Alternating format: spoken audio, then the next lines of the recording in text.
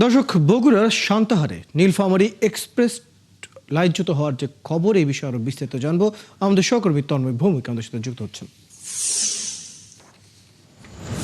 তন্ময়, উদ্ধার কাজ কত দূর এগোলো এবং কতটুকু সময় লাগবে? যাত্রীদের ভোগান্তি দূর করতে কি ধরনের ব্যবস্থা নিচ্ছে রেলওয়ে প্রশাসন?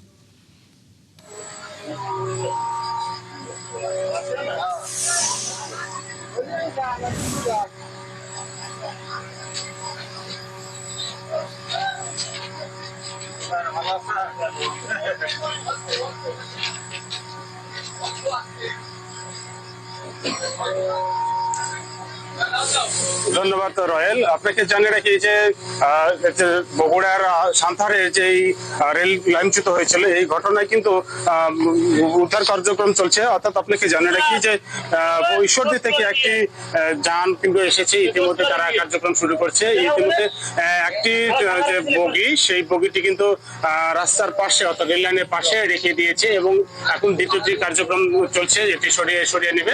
অর্থাৎ আপনারা জানেন যে এই লাইনগুলো, বিশেষ করে রেলপথগুলো পুরোটা সম্পূর্ণ ভেঙে গিয়েছে, কয়েকটি খণ্ডে খণ্ডিত হয়েছে এবং যে স্লিপারগুলো এবং যে রেলের যে পাটাতনগুলো, সেগুলো সম্পূর্ণ কিন্তু চূর্ণ বিচূর্ণ হয়ে গেছে।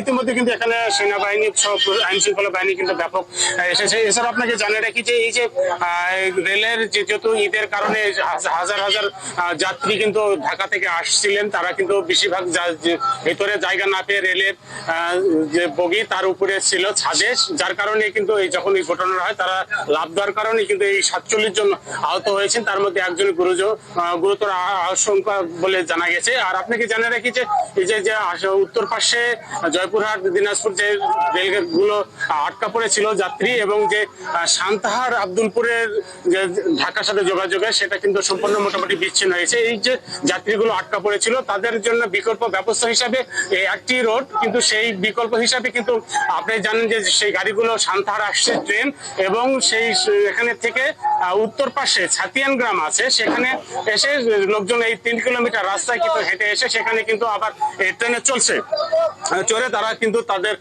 পরিবার পরিজনের কাছে যাচ্ছেন। এইভাবে আমরা জানতে পারছি তারা উদ্ধার কাজ চলছে।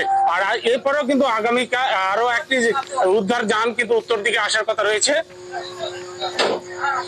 ধন্যবাদ তন্ময় ভৌমিক, আপনি খবর রাখতে থাকুন। দর্শক, আমাদের সাথে যুক্ত ছিলেন সহকর্মী তন্ময় ভৌমিক। জানছিলাম বগুড়া সান্তাহারে নীলফামারী এক্সপ্রেস যে লাইনচ্যুত হয়েছে, সেই বিষয়ে যে উদ্ধার অভিযান চলছে, সেই বিষয়ে বিস্তারিত।